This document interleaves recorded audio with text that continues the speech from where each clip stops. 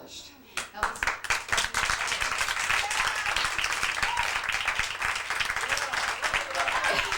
I happen to have one with me. It's my first novel. It's called Wild Again, and it looks like this. And I think it's available for sale. I've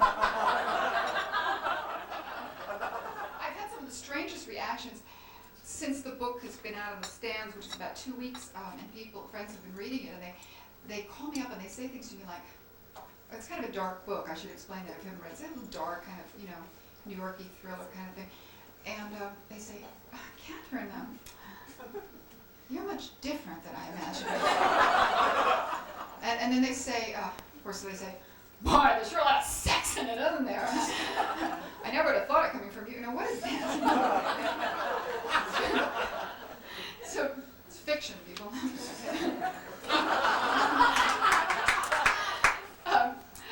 I've learned a lot about the publishing business in the last year. It's been quite an education.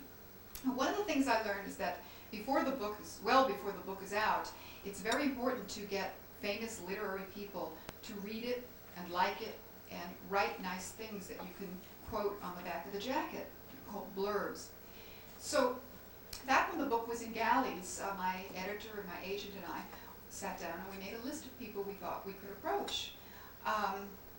Now, I personally wrote to Norman Mailer because I had met him once at a party, and I asked him if he would, give me a blurb for my book, and he replied that he would love to, but I wasn't in prison. And however, if I should ever commit a felony, he would be behind me all the way. I also thought of writing to Bret Easton Ellis, but I decided that would be a conflict of interest since I was already working on my second novel, Jewish American Psycho, about a woman who mutilates credit cards. Now, we did get a very good response. These are some of the quotes that appear on the back. In fact, we got so many that we didn't have room. So I'd like to share with you some of the ones that we had to leave off for space purposes. They're very interesting, actually. Here. Page-turning suspense. If only it were longer. Marcel Proust. His personal stationery. This is from London. A real wow of a read. I couldn't put it down. Hot sex and cute babes. Charles Dickens. I think these signatures may be worth something. This is interesting. This sure won't offend anyone. Salman Rushdie. Smell it out. This is my favorite, actually. In Fuzzle Land, where elves are men, the Zordals cheer for Wild Again.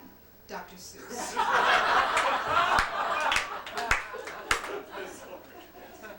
Now, this wasn't actually my first bout with writing.